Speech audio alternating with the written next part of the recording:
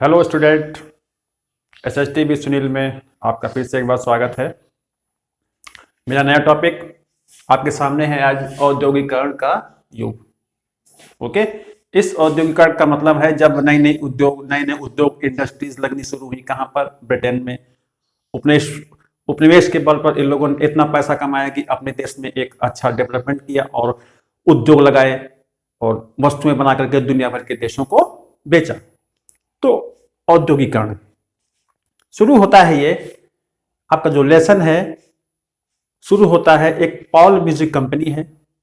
नई सदी के उदय नाम से उस शीर्षक से वो चित्र बनाया गया है, जिसमें एक महिला या देवी को दर्शाया गया है, जिसके हाथों में एक कह सकते हो फ्लैग है जो विकास का प्रतीक है।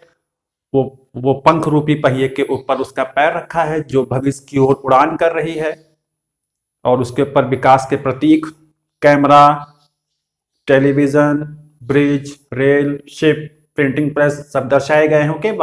उसके बाद है दूसरा है दो जादूगर। दो जादूगर में क्या दिखाया गया है? दो जादूगर में एक अलादीन को दिखाया गया है और एक मैकेनिक को दिखाया गया है। मैकेनिक माने स्किल्ड, जो पढ़ा लिखा है, बढ़िया काम कर रहा है। तो अलादीन के हाथ में चिराग है, जो घिसता है उसकी सारी मुरादें पूरी हो जाती हैं।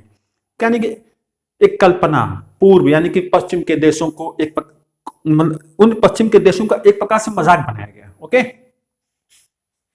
और जो मैकेनिक है वो बड़े बड़े पुल बना रहा है, ऊंची ऊंची बिल्डिंग बना रहा है, शिप बना रहा है ना।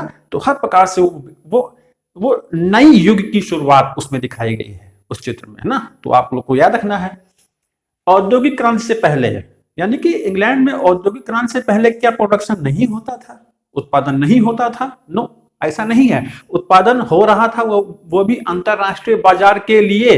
लेकिन वो उत्पादन कहां पर हो रहा था? वो उत्पादन हो रहा था ग्रामीण क्षेत्रों में। ग्रामीण क्षेत्रों में वो प्रोडक्शन हो रहा था। सौदागर जो होते थे वे अंतरराष्ट्रीय मांग के हिसाब से जाते थे, गांव गांव मतलब कि घूमा करते थे और उनसे काम करवाते थे, उनको पेशगी देते थे और उनको पैसा देते थे, और वो वस्तु ला करके बाजारों में बेचा करते थे। इसको नाम दिया गया आदि औद्योगिकरण। इसको नाम दिया गया आदि औद्योगिकरण। इसको नाम दिया गया आदि औद्योगिकरण।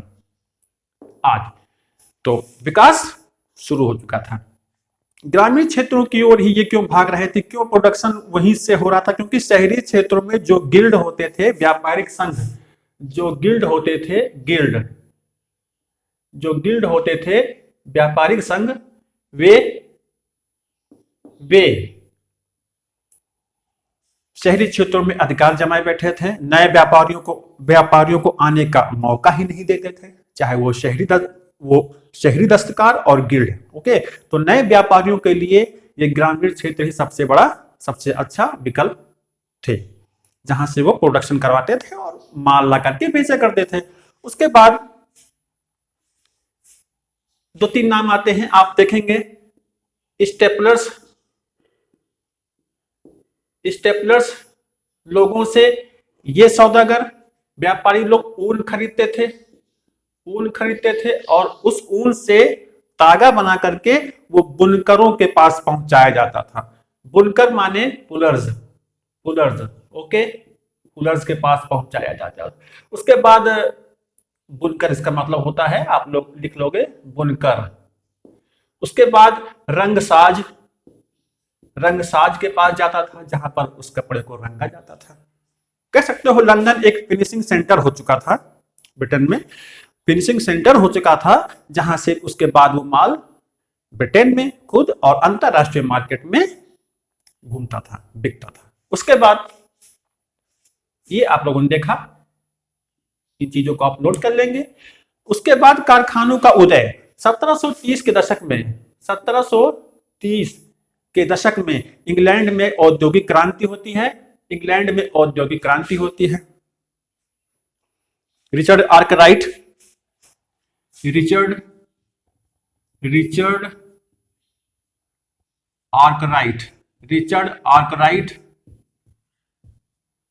सूती मिल स्थापित करते हैं और एक प्रकार से औद्योगिक क्रांति की शुरुआत होती है। नए नए उद्योग लगने शुरू होते हैं, नई नई मशीनों का भी आविष्कार होता है, प्रोडक्शन तेजी से बढ़ता है। लेकिन एक चीज यहाँ पर ये निगेटिव पॉइंट है कि लोग शुरू शुरू में इन मशीनों की ओर आकर्षित कम होते थे, क्योंकि इन पर लोगों का भी विश्वास नहीं जमा था। विश्वास नई मशीनों पर विश्वास नहीं था। क्यों? सबसे पहली बात,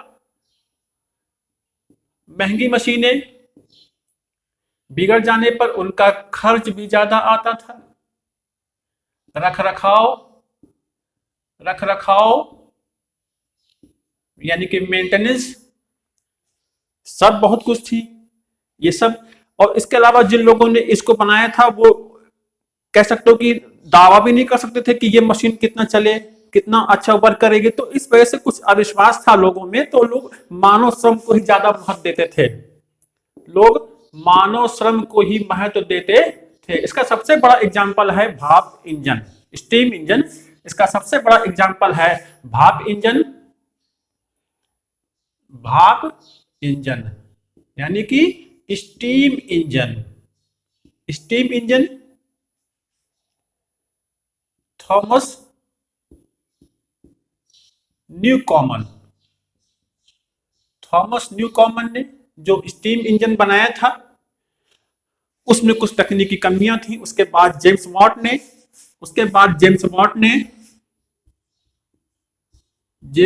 ने उस कमी को दूर किया और 1871 में उसका पेटेंट करा लिया। पेटेंट माने एक प्रकार से कह सकते हो सर्वाधिकार सुरक्षित, यानी कि ऐसा पेपर जो चीज मैंने बनाई है और उसको लेकर के मैंने ये पेटेंट करा लिया है, तो मेरे अलावा और कोई नहीं बना सकता। ओके। उसके बाद मैथ्यू बुल्टन, जो कि जेम्स वाट के मित्र थे, उद्योगपति थे, तो वहां पर इन्होंने बहुत सारे स्टीम इंजन का प्रोडक्शन किया। लेकिन बहुत सालों तक वो जेम्स वाट के द्वारा बनाया गया इंजन, वे स्टीम इंजन पड़े ही रहे, बिके ही नहीं। क्यों? क्योंकि लोगों का विश्वास कम था। ओके। तो इस प्रकार से मानव श्रम ही विशेष महत्व रखता था उस समय भी। उसके बाद धीरे धीरे बदलाव आया, चेंजेस आया। लोग मानव श्रम से हट करके इन औद्योगिक मशीनों पर ही कार्य करना पसंद करने लगे। लेकिन वो एक लंबे समय के बाद ही संभव हो पाया, है ना। तो मानव श्रम, इस पर लोग विश्वास करते थे, नई चीजों पर बहुत ही कम। उसके बाद क्या होता है, क्योंकि लेबर भी ब्रिटेन में पर्याप्त मौजूद था, आसानी से मिल जाता था, सस्ता मिल जाता था, मशीनें महंगी थी, तो कौन खर्चा करे, तो सस्ता श्रम। मजदूरों की दशा बहुत अच्छी नहीं थी, रोजगार सबको नहीं मिल पाता था। मैंने कहा ना, आबादी ज्यादा थी, तो लोग जब लोगों ने सुना कि रोजगार की तलाश में शहरों में रोजगार के अवसर ज्यादा हैं, तो लोगों की बड़ी भीड़ शहरों की ओर चल पड़ी। लेकिन शहरों में काम उन्हीं को मिल पाता था जिन लोगों के रिश्तेदार या सगे संबंधी पहले से ही उस उद्योग में काम कर रहे हैं, तो उनको काम आसानी से मिल जाता था। तो सर्द रातें जिनको काम नहीं मिलता था, रैन बसेरों में या पुल के नीचे, फ्लाई ओवर के नीचे व्यतीत करते थे। तो मजदूरों की दशा भी अच्छी नहीं थी। वहीं पर आप इस वक्त देखोगे तो अमेरिका में क्या चल रहा था कि वहां पर मशीनों को ज्यादा महत्व दिया जा रहा था, क्योंकि मानव श्रम वहां कम था, यहां मानव श्रम ज्यादा था, तो लोगों ने मशीनों की ओर ध्यान कम दिया। ओके।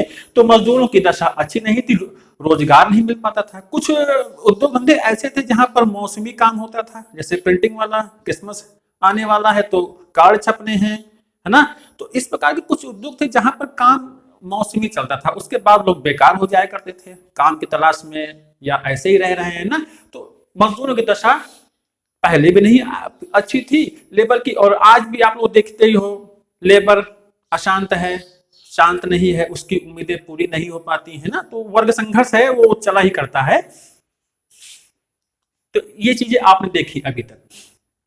उसके बाद है उपनिवेशों में औद्योगिकरण, बहुत इंपॉर्टेंट। उपनिवेशों में औद्योगिकरण कैसे शुरू हुआ? उपनिवेश, कॉलोनी, ब्रिटेन, पुर्तगाल, फ्रांस, इटली, इन लोगों ने जो अपने अपने उपनिवेश बना रखे तो वहां भी अब औद्योगिकरण शुरू होना है, क्योंकि यहाँ पर प्रोडक्शन शुरू हो गया है, तो वो खपे कहाँ? वो खपेगा कहाँ? इन उपनिवेशों में ही। तो औद्योगिकरण की शुरुआत होती है नई ब्रिटेन में तो हो रहा है, चल रहा है। अब नए उद्योग कहाँ लगने हैं? वो लगने हैं उपनिवेशों में। हमारे देश भारत में ही आप देख लो, हमारे देश भारत में देख लो, जो आर्मेनिया ये पड़ता है, ये टर्की के पास देश पड़ता है, येरेवान कैपिटल।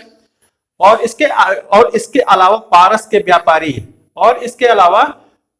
व्यापारी, ध्यान रखिएगा, हमारे देश पंजाब से होकर के वो सूती कपड़ा और महीन रेशम और महीन सूती कपड़ा लेकर के उसको अफगानिस्तान, मध्य एशिया, पारस, ये इन क्षेत्रों से होते हुए इन सब वस्तुओं को लाद करके दुनिया भर में इसको पहुंचाते थे। तो ये उनका काम बदस्तूर चल रहा था।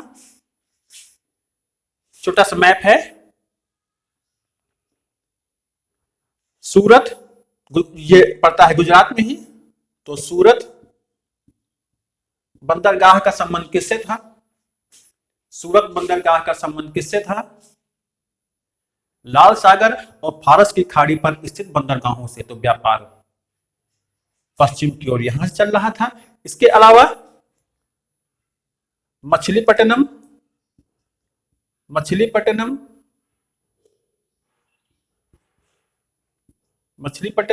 यहां से, इस बंदरगाह से कौन जुड़े हुए थे? दक्षिण पूर्वी एशियाई देश। कौन कौन से? Indonesia, okay, Malaysia, Singapore, Brunei, ये सारे देश इसके अंतर्गत आते थे, थाईलैंड वगैरह।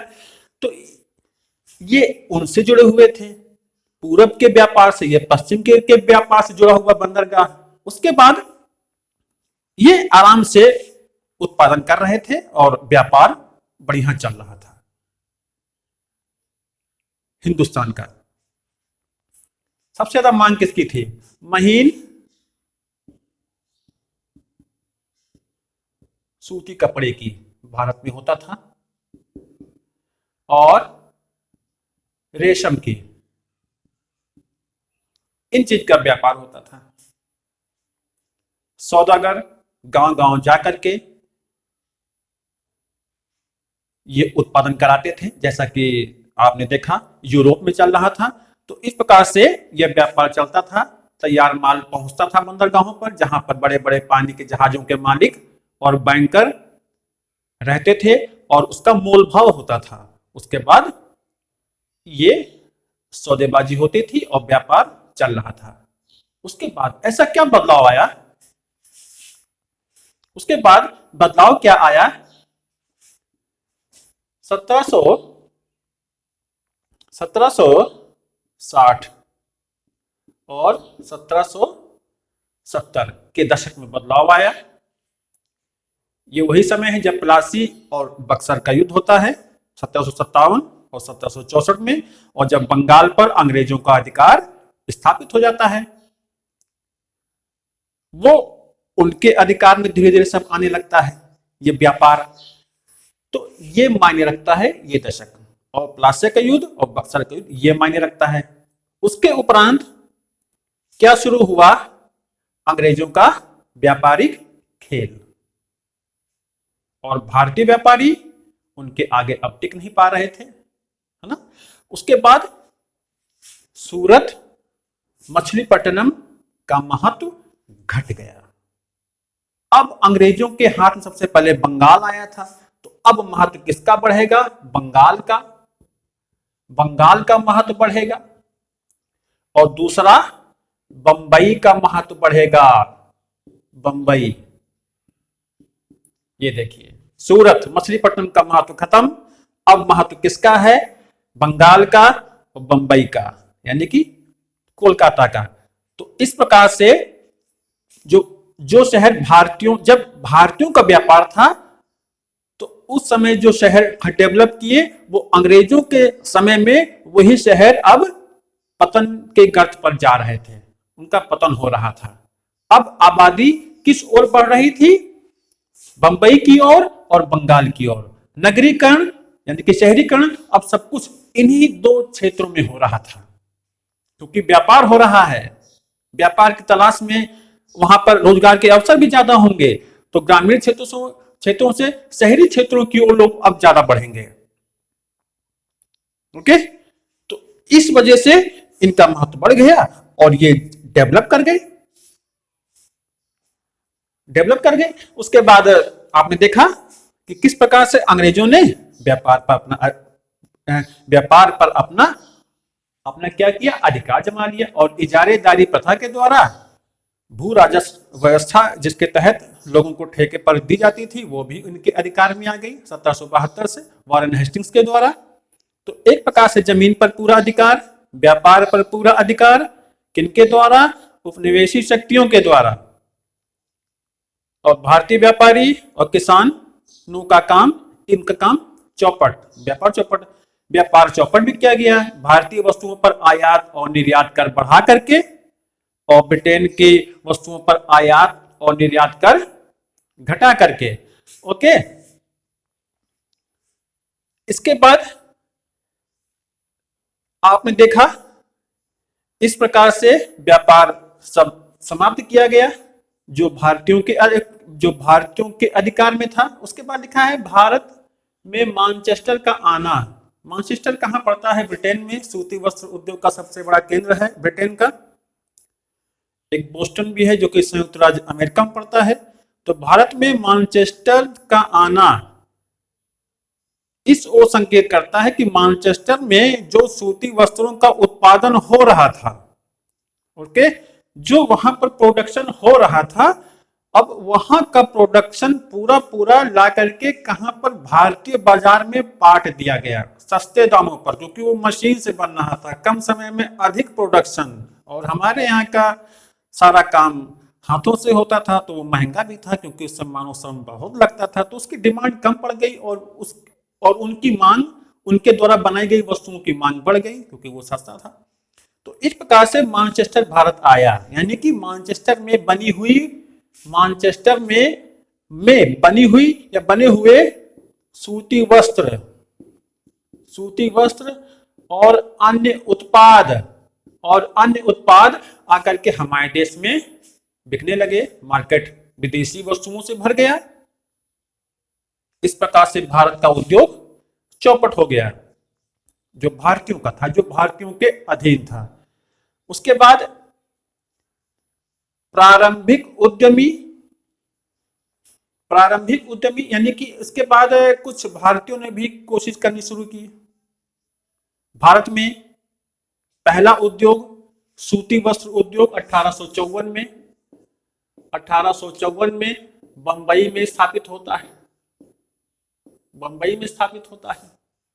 फिर 1855 में पहली जूट मिल, 1862 में दूसरी जूट मिल बंगाल में स्थापित हुई।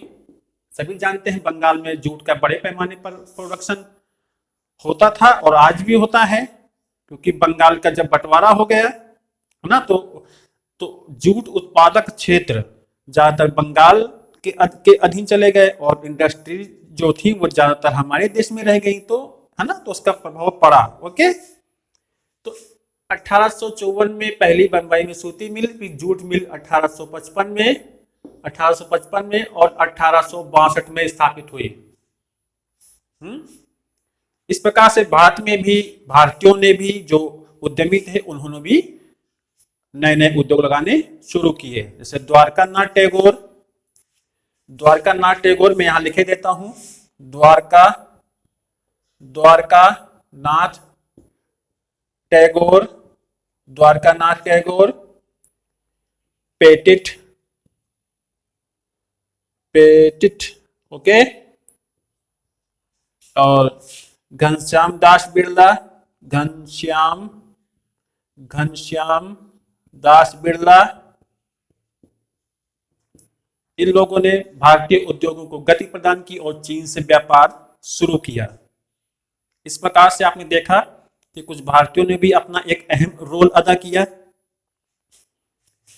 सबसे ज्यादा फायदा भारतीय उद्योगपतियों को विश्व युद्ध के दौरान मिला, वो मैंने बता दिया है पिछली वीडियोस में। 1914 से 18 के बीच जब वर्ल्ड वॉर चल रहा था तो ब्रिटेन वहां बेस्ट हो गया था, तो प्रोडक्शन करने का मौका हमको मिला, तो बड़े पैमाने पर हमने प्रोडक्शन किया और व्यापार के द्वारा अच्छी पूंजी कमाई।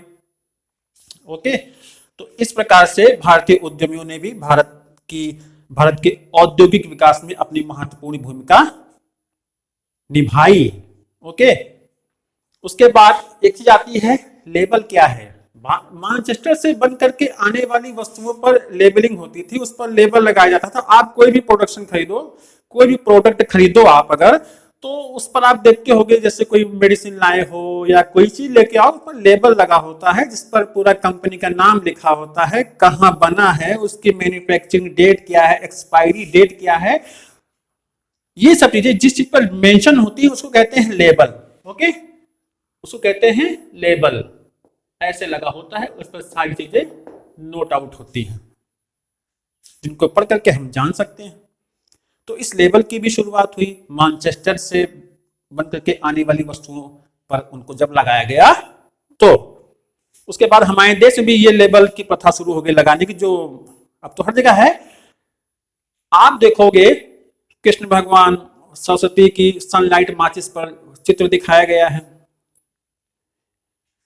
लेबल का उद्देश्य होता है कि आपको प्रभावित करना, तो भगवान के चित्र बने हैं सनलाइट माचिस पर, तो एक प्रकार से ये आपको मोटिवेट करना है कि देखिए भगवान भी चाहता है कि आप इनको यूज करो। कितनी सही बात है, ये बिजनेस माइंड है कि भगवान भी चाहता है कि आप इसका यूज करो। जैसे ग्राइप वाटर जो बच्चों को पिलाया जाता है, उस पर भी कृष्ण भगवान का फोटो बना होता था पहले, जब मैं बचपन में था तो मैंने देखा है, तो कृष्ण भगवान की फोटो बनी होती कि अगर आप उसको बच्चे को पिलाएंगे तो कृष्ण भगवान के जैसे हो जाएगा, दिखेगा प्यारा सा। तो इस प्रकार से ये लेबलिंग की जाने लगी, तो मैनचेस्टर के द्वारा ये लेबल की प्रथा स्टार्ट हुई हमारे देश में। ओके, तो आप लोगों ने आज ये सब देखा कि किस प्रकार से औद्योगिक क्रांति से पहले क्या माहौल था, कारखानों का उदय कैसे हुआ, वो मैंने बताया। 1730 के दशक में औद्योगिक क्रांति हुई, लेकिन विश्वास नहीं कर रहे थे लोग। मजदूरों की दशा कैसी थी, उपनिवेशों में औद्योगिकरण कैसे आया, वो मैंने बताया कि आर्मेनिया फ्रांस के लोग थे जो व्यापार करते थे। उसके बाद जो है धीरे धीरे इन जो मैंने मैप में बताया है, इसको आप लोग जो है ध्यान रखिएगा कि किन चीजों का पतन हुआ। सूरत का पतन हुआ, फिर मछलीपट्टनम का ये पतन हुआ, किसको बढ़ावा मिला, बंगाल को और बंबई को। कब? 1760 और 70 के दशक में, जब विजय हासिल हुई अंग्रेज कंपनी को, इंग्लिश कंपनी को। उसके बाद भारतीय लोगों ने भी इस दिशा में अपना विशेष योगदान किया। लोगों ने मशीन पर विश्वास क्यों नहीं किया? क्योंकि उनके साथ ऐसा था। रिचर्ड आर्कराइट का नाम आपने देखा, और स्टेपलर्स, फुलर्स और रंगसाज, इन चीजों को आपको नोट आउट कर लेना है। ओके, फिर मैनचेस्टर कैसे आया, प्रारंभिक उद्यमी, ये लेबल मैंने बताया। जब इंग्लैंड में औद्योगिक क्रांति हुई तो एक विकास का प्रतीक माना जाने लगा। शहर के शहर बड़े बड़े उद्योगों से सज गए। चिमनियों से निकलता हुआ धुआं एक विकास का प्रतीक बन गया। शहरों की ओर लोग बढ़े, देखा कि यहाँ कितना चकाचौंध है, चकाचौंध भरी दुनिया है, लाइट्स जल रही हैं, रात है ये मालूम ही नहीं चलता है। तो पूरा यूरोप इस औद्योगिकरण की चपेट में आया, बड़े पैमाने पर प्रोडक्शन शुरू हुआ।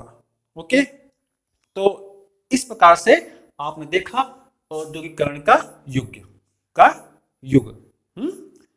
तो क्वेश्चन बहुत सारे बन सकते हैं कि क्यों शुरुआती दौर में ये यूरोपीय व्यापारी लोग मानव श्रम को तवज्जो दे रहे थे, क्यों नहीं नई मशीनों पर वो विश्वास कर रहे थे। इसका सबसे एक एग्जांपल ये भी बता दूं कि जो नई मशीनें थी वो मानव श्रम के सामने चुनौती बन गई थी। स्पिनिंग जेनी एक मशीन होती है, ओके। उस स्पिनिंग जेनी में वस्तुओं का निर्माण होता है, स्पिनिंग जेनी मतलब कपड़ा। उसके बाद वे महिलाएं इस स्पिनिंग जेनी मशीन से वो इतनी ईर्ष्या करने लगी कि वो इन स्पिनिंग जेनी मशीनों पर हमला करने लगी, उसको तोड़ने फोड़ने लगी कि ये मशीन हम लोगों का रोजगार खाए ले रही है। इस कदर लोग चिढ़े हुए थे इन नई मशीनों से।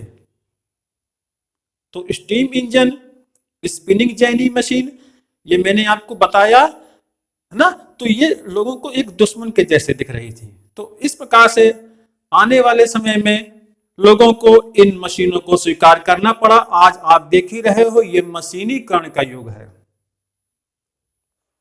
चाहे कंप्यूटर, वो बैंक जाना हो तो मशीन, साधन मशीन,